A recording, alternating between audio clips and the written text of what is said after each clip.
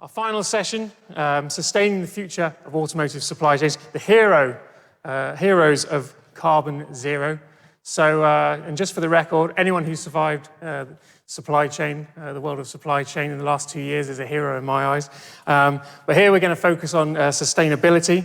And as vehicle makers have made some massive commitments over the last year or so to reduce emissions in the long term. The key to this is that they can't do it alone.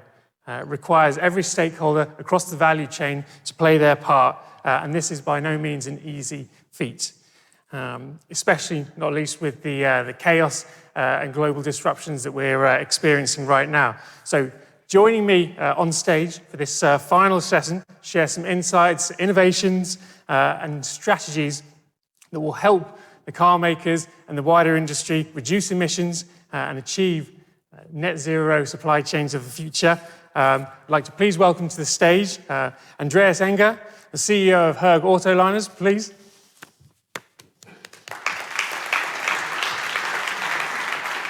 We also have Adam Misiak, Head of Logistics Europe at Yazaki. Hi. Welcome, Adam. And last and certainly not least, though, Mads Stensen, Senior Global Sustainability Advisor at Maersk. So, welcome to the panel, gentlemen.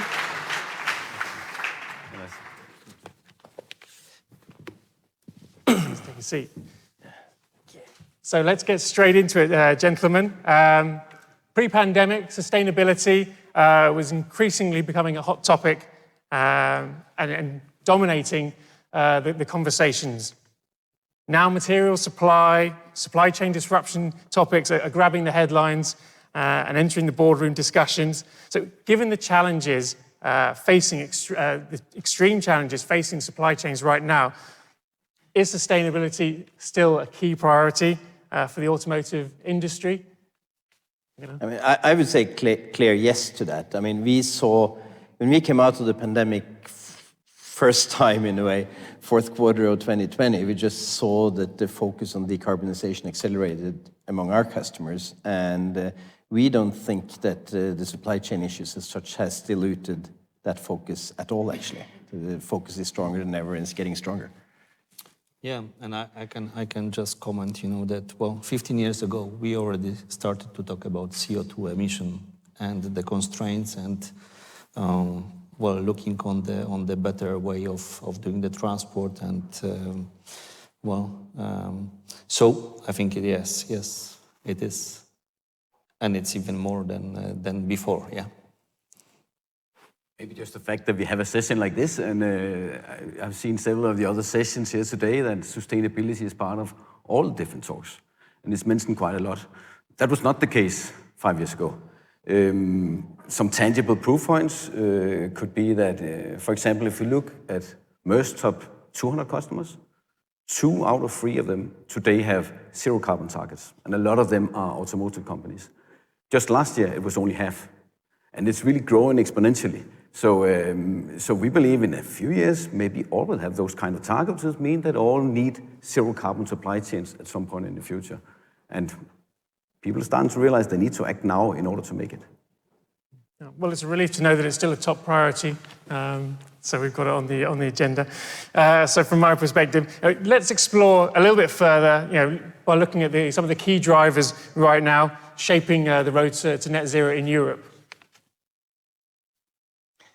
No, I mean, I think there are, for us, it depends, between segments, but for us it is clearly that, IMO would taking a clear stand with objectives both for 2030 and 2040 and 2050, and then getting to 70% reduction by unit reduction by 2050. We think that is terribly important because it sort of sets the stage. We don't think it's at all sufficient in our trades. Our customers have ambitions that go much further beyond that, and I think we are pushed to set targets, and we have as a company put targets to actually be net zero by 2040, and we believe that's feasible.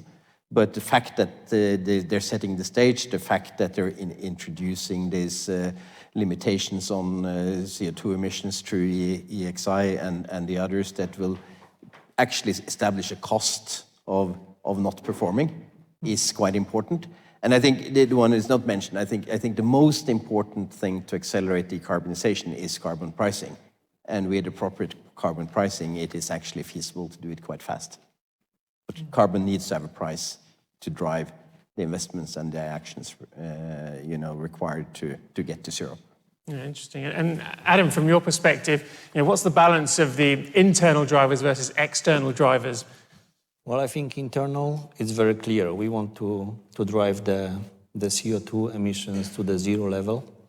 That's what the corporation, that's not only corporation, that's I would say our common goal, life, to keep our, future in the hands of us, So, but at the same time, yes, we have to look on the cost. We need to look on the whatever other aspects, of the life and the business. However, the push from the OEMs is so huge that we need to be at the target.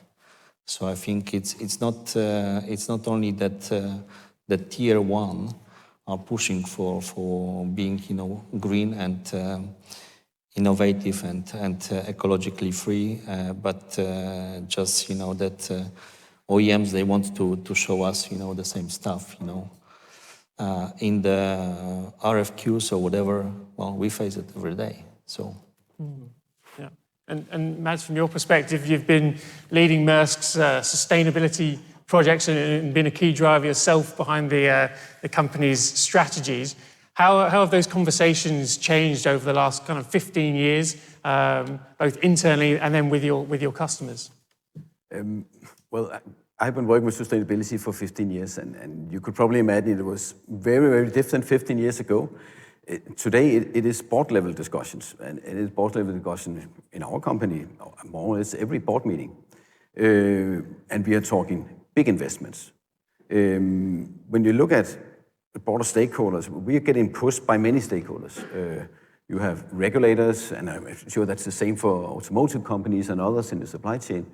Regulations are pushing more and more, but you also have consumers, you have NGOs, our direct customers, which is automotive companies, OEMs, and so forth, but also from many other industry sectors, are all pushing us towards this. Maybe not all yet, but that's the direction it goes. The conversations today, especially within the last 2 to 3 years, has really changed from before that. It was more about asking for information, understanding what's going on. Today, it's about looking at what options they have to act now. We also already have some solutions ready.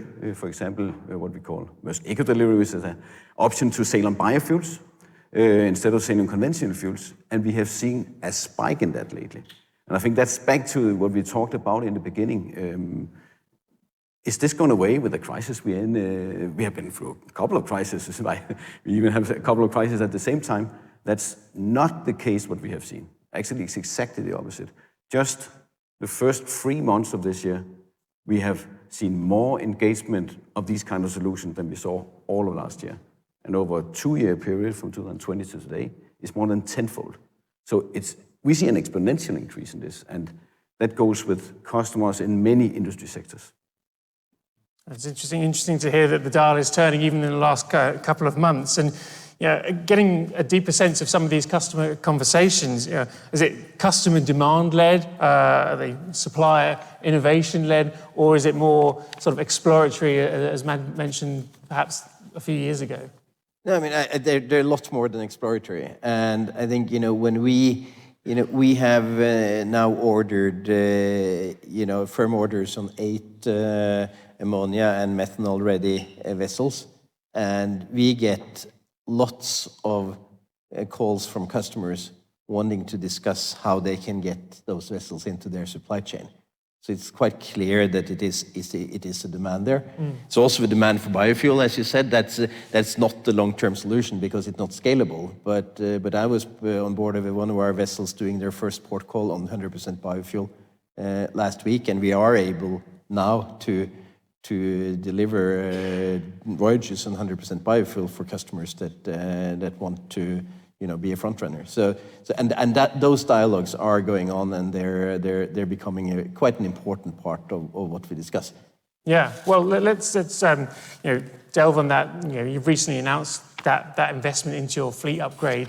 Now, there are various fuels and options, green fuels across maritime, and we'll go into this certainly more in sessions tomorrow. But I'd like to get an understanding of why you've backed sort of this fuel technology and this, because obviously this is a huge investment, and for the vessel makers, these investments don't come around every couple of years. These are long-term projects and investments. I start with, there might be someone in the room that has experienced that, there is not an abundance of car carriers right now, right? So there is a need for renewal. The fleet is getting old.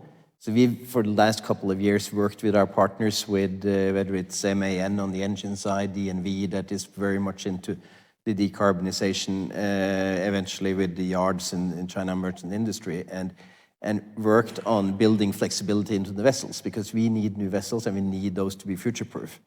And what we found by designing a brand new vessels from the bottom up with a range of the leading suppliers and leading partners in the world, we believe we have created a real path to be able to use ammonia when it's ready. Vessels will come with the DNV classification as ammonia ready. Same with methanol, which is an easier fuel to get into.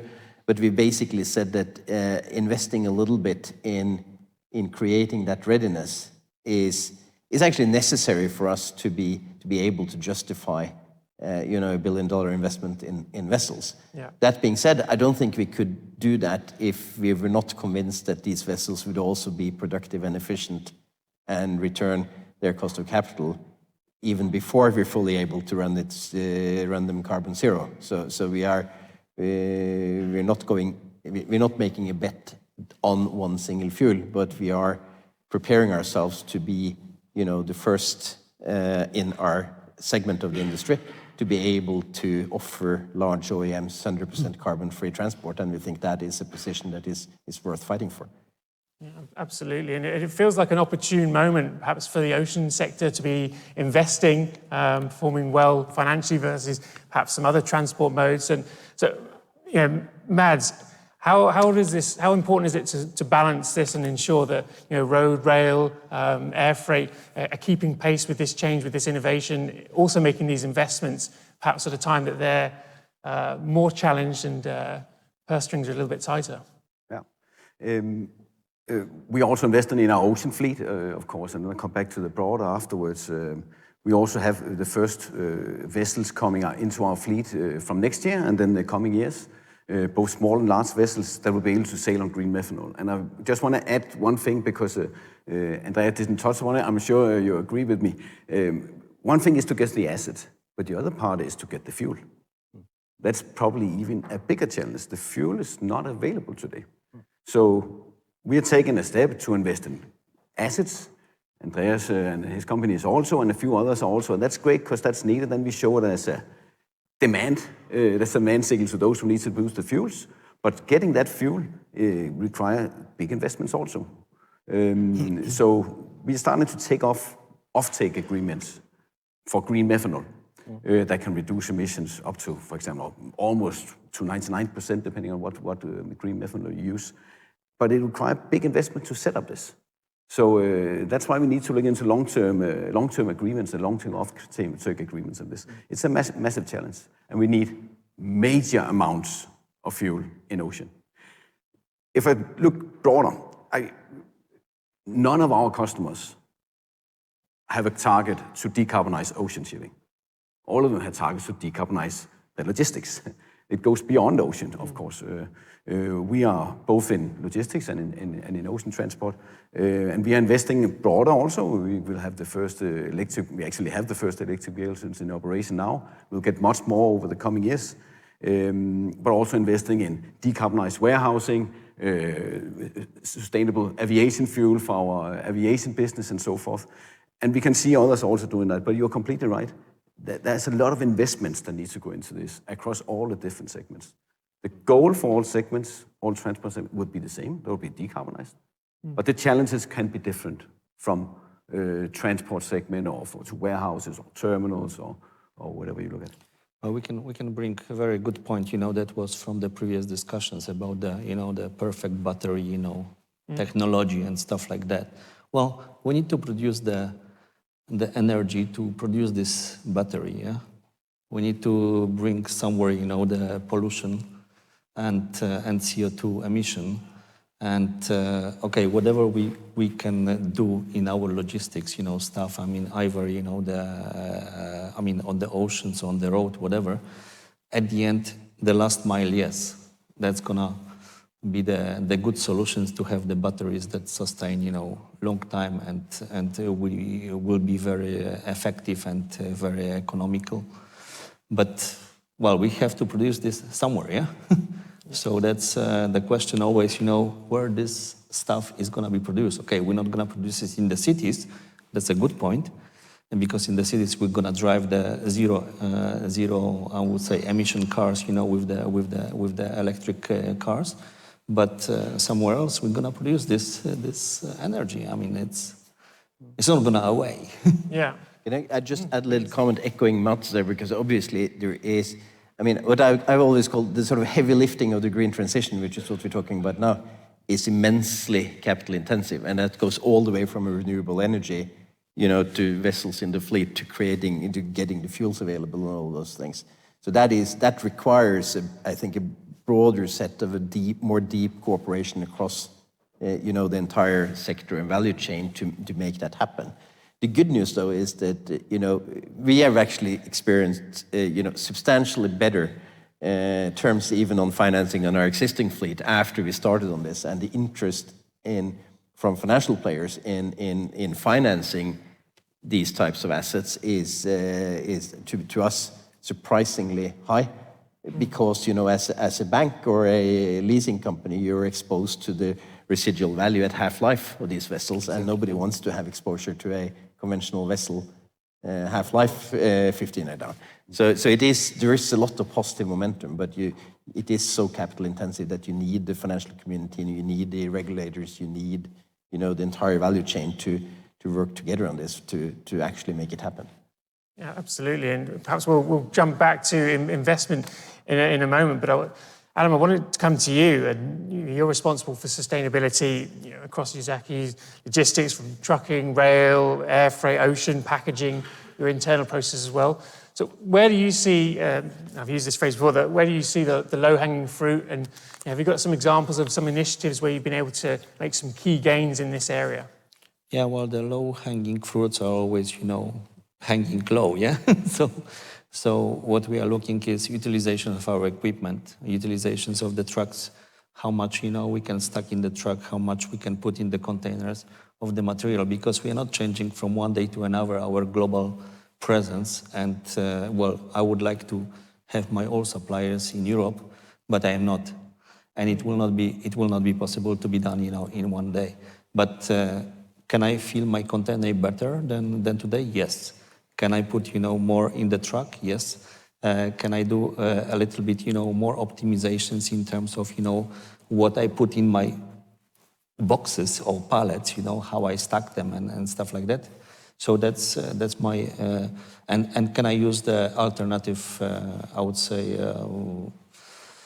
alternative routing? Yes. And can I use the intermodal versus the road freight within Europe? Well, we have the crisis in Ukraine and in Russia. It's not helping us, but via different ways, we can still trying to optimize, our carbon footprint, Absolutely. And then are there some areas which require sort of longer-term thinking, longer-term planning, and perhaps greater support from providers and technology companies to help you achieve your goals? And definitely I'm looking on the logistics providers, first of all, to look on my alternative, I would say, solutions to use the multimodal or short sea within Europe, because I do have a lot of freight out of Turkey, out of Morocco, out of UK. And we can use on the sea freight rather than the train and the truck. And I'm looking on my providers also to tell me, what can I do better on my packaging, on how I utilize, their resources. Because sometimes I don't see, my trucks, and even my people, they don't see the trucks. They just load, it's done, and it goes. Well, the providers, logistics providers, they know what I load and how much I load. So that's I think, what is my expectations from also from the, I would say, the third parties logistics providers, to tell me, what to do better and how I can do better. And what innovative, solutions they have, on the different, I would say, routing, because I am demanding my transit time is, let's say, 5 days. But, well, they say 7 days, but you go around and it's done differently. And then we have to consider, and together with our customers, then we have to discuss, what, is it possible or is it not possible? How is that balance shifting then to incorporate green solutions and sustainable KPIs kind of into the overall performance when selecting and working with providers? Well, I think it's really the balance, but it's also the discussions, and we talked today about the collaborations between the different parties, customers, logistics providers, tier 1 providers, etc. We need to communicate, we need to find out the balance. Because on one side, yes, cost is very important, but on the other side, we have the different, I would say, the targets, and this target is, well, reduce the emission, reduce, your carbon footprint, reduce this stuff, this and this. Well, we need to discuss. And without the collaboration, we cannot find the solution. So my sales team, my purchasing team, needs to talk with the customer, need to talk with my suppliers. We need to find the right way. We need to propose, we need to come with the solutions and put them on the table, and then just see what is more important, yeah? Absolutely. And, sorry. No, yeah, I completely agree. I think there are some things we need to work differently across the industry. There's a mismatch between annual contracts and solving a long-term issue. That doesn't only go for sustainability, that goes for some of the other topics we have discussed today also, and I'm really glad to hear that several others have been discussing partnerships instead of just service providers. It requires different thinking and requires us to think differently about how to challenge something that needs to be solved in the next 20, 30 years. But if we don't start today, we are not going to make it. It's about collaborating broader across the supply chain. It's about also distributing those costs, because it will cost money. It will cost in big investments, as was mentioned before, to change a whole industry. And it's not even only one industry, there's several industries within the logistics, right, that need to invest in different new assets, new capabilities, upscaling of fuel. And you look at it a little longer term. Personally, I don't think so, and I think that's also what we as a company also believe, that on the longer term, we do not believe that decarbonized options will be more expensive than fossil fuel. It will be on the short term. It should be cheaper, I think. It should be cheaper. And maybe, but at least get to price parity, right? Then it will be a no-brainer. And then hopefully it will be cheaper in the long run, right? So, but it will require investments to get to that point. You sort of need to get over that first hurdle to get there. And that requires different thinking and maybe shared investments and support, especially from customers need to support throughout the supply chain. We need to do that as Maersk. We need to support down by our supply chain. Others need to do the same. Yeah, I think we need to talk, and this, I would say, discussion needs to be more intensive and more, I would say, creative, because today it's RFQ, so request for the quotation price, and we are just trying, we need to be more like on the collaboration scale, yeah. So, the billion-dollar question then, so when will that tipping point be where the green solutions are the most economical solutions and the obvious choice? It's coming now. I think now there is no choice, yeah? No, but I think that comes back to the I think to get there fast, obviously some kind of carbon pricing scheme has to come into place, because that's what's going to drive it. It's going to get too long to get the costs of the alternative fuels down below, increasingly unpopular heavy fuel oil, right? So for that, I think you need more. But I think the good thing is, at least we feel, we might have the benefit of having some of our largest customers are the ones that have, decarbonization to the consumer market as their core brand equity. So they're sort of seeing the need of, they're electrifying their cars, they're electrifying their plants. Conventional shipping is becoming an increasingly unattractive option to them. So that helps. But I think there is a sort of combination of regulation and obviously developing solutions and facilitating investments that is needed to create that transition. Something Mads, you mentioned in particular was the long-term, having the long-term view. Now, typically, contracts with service providers can last 1, 2, 3 years. Perhaps people right now are doing very short-term because of rising rates and uncertainty. So they're maybe not willing to commit long-term. So again, I will use that word balance. How do you balance those conversations for the longer-term view and that need to invest in the longer-term project to achieve these goals, whilst there might be a reluctance from the market to tie themselves into that longer-term contract right now? No, but that's really one of the key challenges, I think. Not the only. There are other key challenges, but this is really one of them. We see, though, a bigger and bigger appetite from many of our customers to think differently here. We already have such conversations with customers. Another interesting aspect, if you look at many of our top customers today, are some of the same customers we had 30 years ago. So we actually have business more or less every year. It can go up and down. But why do we then need those short cycles, right? Sometimes it makes sense, right? I'm just saying there's also reason for it, right? But it is a difficult one to crack. I don't have all the solutions. I don't think anybody have all the solutions to it. But we do feel there's a much bigger appetite for it today. Maybe a crisis, a supply crisis like this also helps right now, because then our customers are also rethinking their supply chains, right?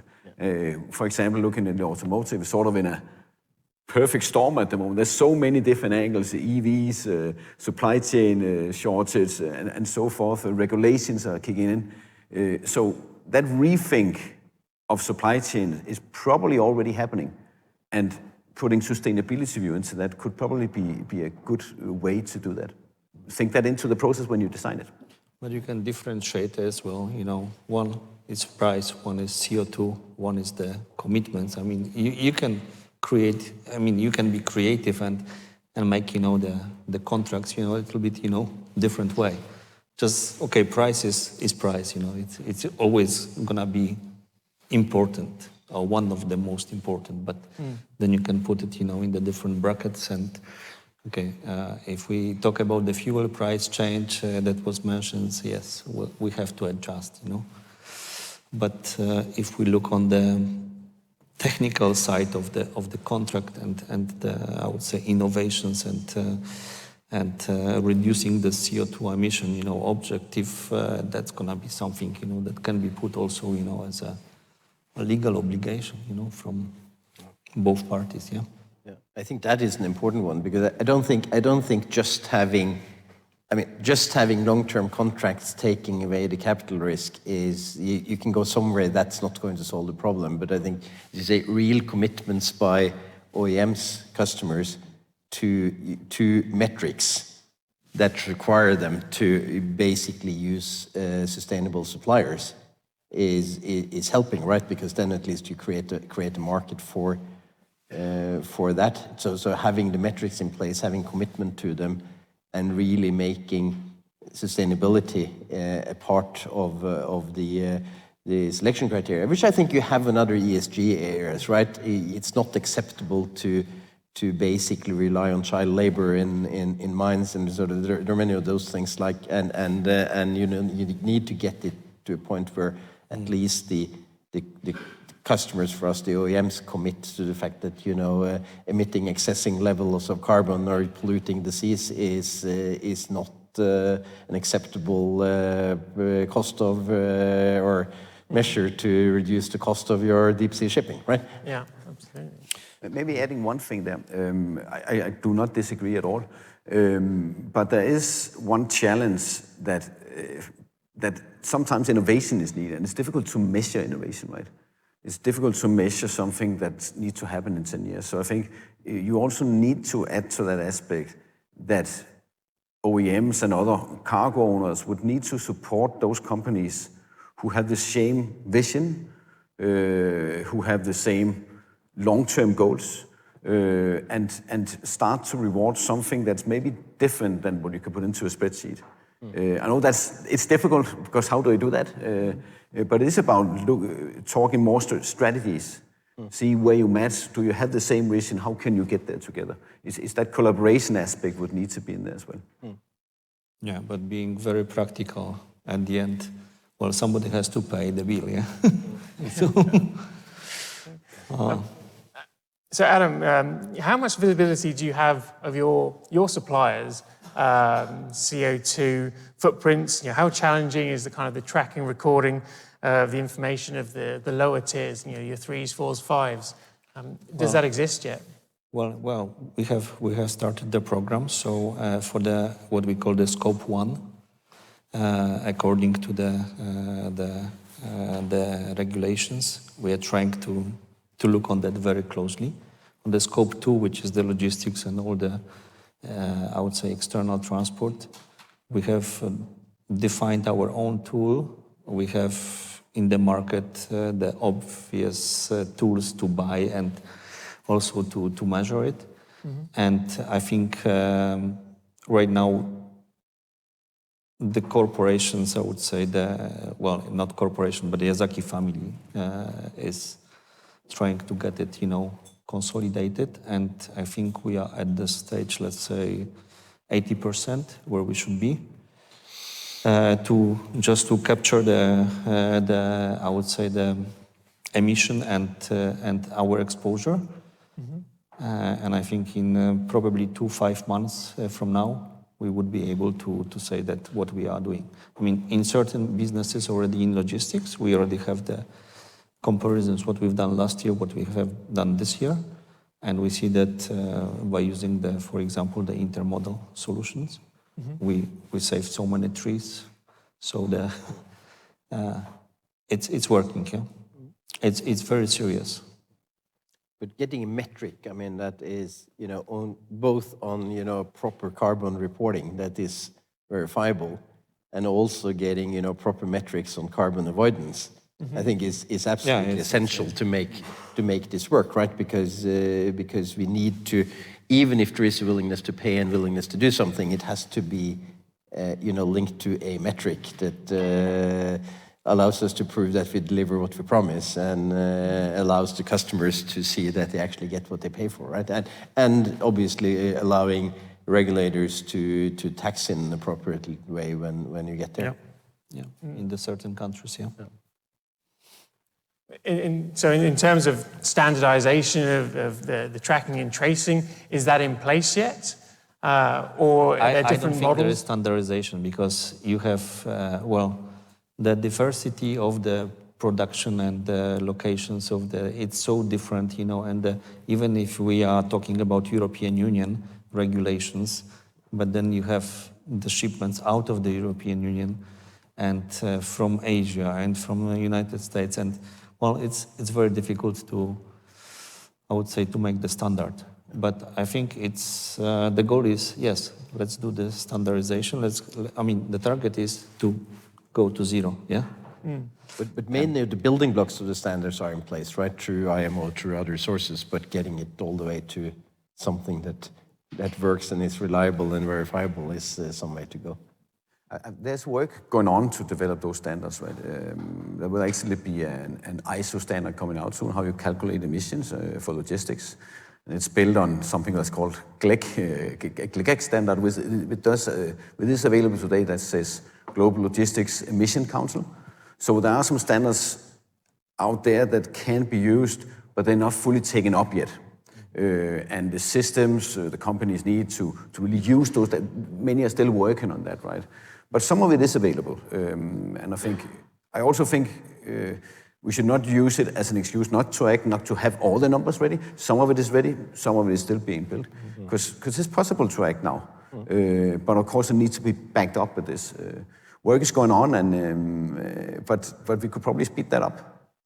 Because there are a lot of data floating out around there, out there, and also a lot of conflicting data. That, of course, definitely not helpful for this transition. So getting a standard in place that everybody uses is super, super important. Yeah. The coordination between the components is very difficult. I think each company is trying to implement, the things that should be, I would say, viable, and that they should be, speaking for itself, but it might not be compared, to what the other company is doing. So the standards exist somehow, but can we adopt them today? I don't think that everybody is ready for this one yet. Okay, but something needs to happen fairly soon in order to accelerate this path. Yeah. So carbon offsetting still plays a large role in helping automotive companies and, of course, other sectors across the value chains achieve their sustainability goals. Will there come a time, and do you know of a time when this practice will become unacceptable and offsetting will be completely replaced by the innovations that we're talking about and the investments that need to take place? I think we are actually close to that point already.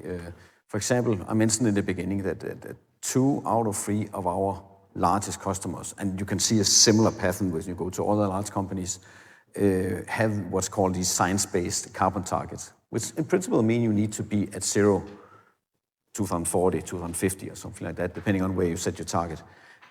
In those targets, offsetting doesn't count. It doesn't count. You can do offsetting, but it goes beyond your target. So for those who need to meet those targets, offsetting won't count to meet your target. So already there are actually systems in place that say that offsetting is not enough. We see a lot of customers are starting moving away. Maybe in some cases you use offset, but if there are other solutions in place, you have a tendency to move to that. We also see many who really would much more like to go into new innovative solutions because there's a risk of going offsetting. It's not everybody out there who like offsetting, and then you can argue, is that correct or not? But there are, for example, NGO community and so are not necessarily against it, but don't necessarily see it as a real solution. And you can argue, is it a real solution, right? At least, maybe the last thing is that if we only go offsetting, we will never transform. Because we need money to come into our industry to invest. As mentioned, it's heavy investments we need.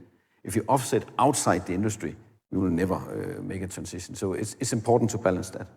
I would just echo that, because for us as a shipping company providing services, there is no interest with our customers offsetting. They can do that themselves. All the dialogues we have is about how we can help decarbonizing the chain.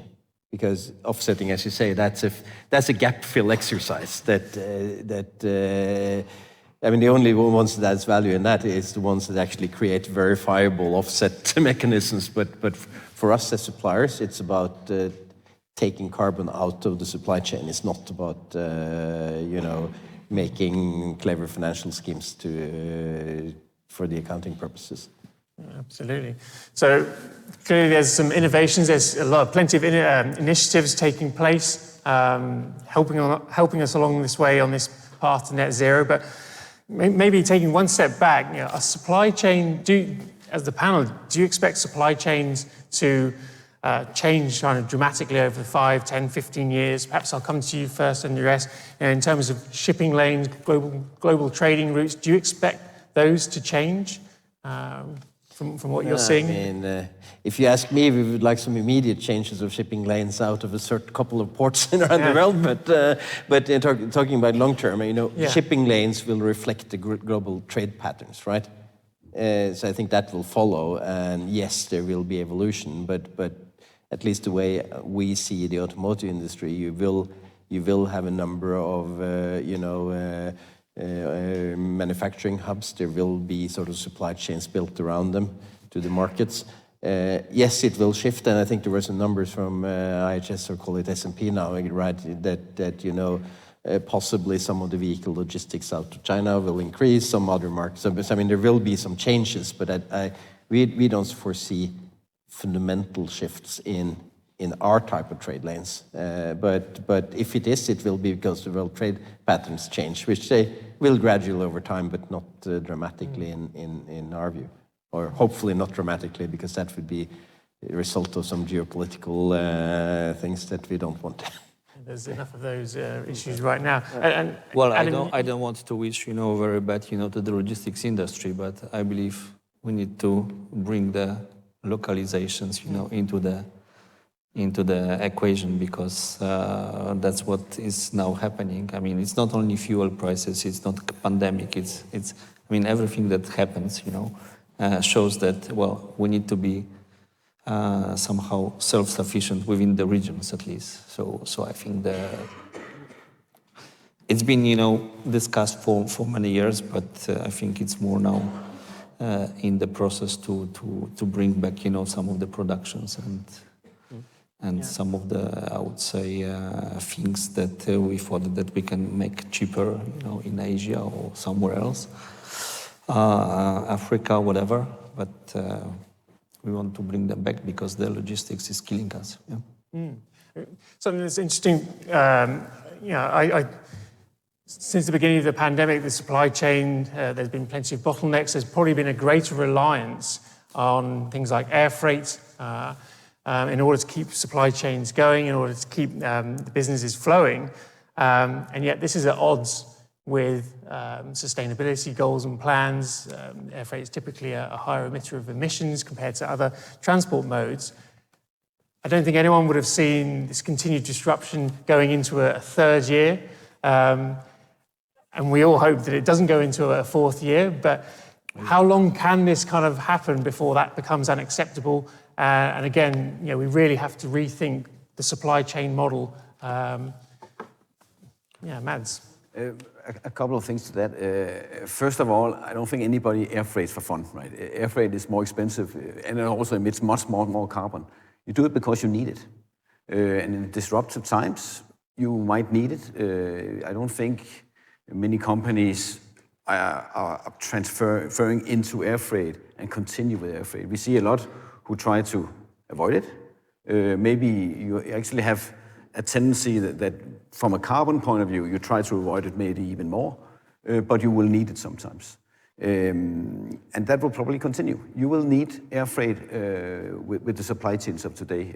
I believe that we believe as Maersk that will continue, that there is a need for air freight. But we also need to invest in air freight and make air freight decarbonized. And that's of course also a major challenge. But there are already now start to be some solutions where at least you can start with that, sustainable aviation fuels. Then you can argue, will there ever be enough of that? Maybe not. But then you need to look into other fuels. So maybe you should look at you should both look at how you can limit from a carbon accounting point of view, of course, but also how do you then change the industry and look into other fuels. And a lot of work is going into that from many carriers around the world today on that. And for example, this sustainable aviation fuel, we see more and more of that. But of course, it is also more expensive than conventional fuels. It comes back to that point of investment. So we're getting very close to time. I can hear the rumbles of some stomachs, so we won't keep you too much long before we get you to the gala dinner. But I wanted to sort of finish up by asking, what actions that aren't happening now, what conversations that aren't happening now need to happen in the future, for us really to be on this road to net zero and to achieve these targets, be it 2030, 2040, 50. I mean, I think the most important thing is that a lot of the conversation that needs to happen are actually happening and with increasing frequency and substance, and that's quite important. But I think maybe the biggest bottleneck around this is probably more the whole sort of call it political governance structure, the kind of platform, and I repeat always, you know, a globally recognized price of carbon would be incredibly effective and probably the most effective levers out there. Regardless of that, getting a governance structure around, you know, carbon accounting and those kinds of things, getting you know, some kind of common platforms that avoids sort of the loopholes and things. Those dialogues, I think, need much more attention and need to progress in order to at least keep the pace that we want to have. Perfect. Well, I think it's more like a strategic decisions. You know, it's about, you know, the consciousness about the things. You know, like you go and you vote, you know, versus whoever politician party, you know, it is. It's well, you vote for green or you don't vote for green. Yeah. I think it's a little bit of that, because at the end, you know, that's not all about the money. It's about well, our future as well. Yeah. Yeah, definitely. And Mads, maybe I'll finish with you in terms of perhaps put the pressure on you to sum up a little bit. But you know, if we're having this conversation, I sincerely hope we will in 5 years' time. What's that conversation going to look like? How much will the conversation have moved on from what we've discussed and heard today? I'm very positive. Also, just compare how fast this has moved within the last couple of years. You can choose to say that the glass is half full or half empty, right? I think we are have taken some major steps lately. We are not there yet. That's pretty clear, but we are taking some major steps. On the regulatory front, yes, a lot of things is happening. Also, there has been a lot of progress. We're not there either. But for example, in the EU, with the Fit for 55, seems very positive to support a transition also in logistics. You see similar regulation coming in many other parts of the world. Another thing I want to mention that really needs to happen and needs to scale up is the demand from customers, right? And I think there's, and customers, that's all kind of, our customers are the ones, the cargo owners, right? And other logistic providers. Those are cargo owners for us, or customers for us, and then you can say the same for customers for others. The demand needs to be even stronger. But I'm super positive about where the demand is now, just compared to 2 years ago. It's exponentially increasing. That doesn't, and then of course need to continue. If we stop now, that's not enough. But I think it's also important to have in mind that not all need to demand this in order for this to happen. Maybe it's enough that you have 20%, 30%, 40% of your customers demanding this in order to scale it so you get over that price hurdle, right? I do not expect that all our customers will demand this tomorrow and are willing to pay a premium. But I do expect that quite a lot of them will. And that, I think, will be enough to take us over there. So when we look forward 5 years, I think we've actually managed to scale a lot of this. And hopefully we also are entering into these more longer-term partnerships, both with our suppliers and with our customers, and across the whole supply chain. Maybe it's worth thinking. I don't think it is. I'm quite positive. Great summary. Yeah, that's perfect. We are positive, definitely. Yeah. But yeah, that's a perfect way to end. And so thank you to our panel. So round of applause, please, ladies and gentlemen.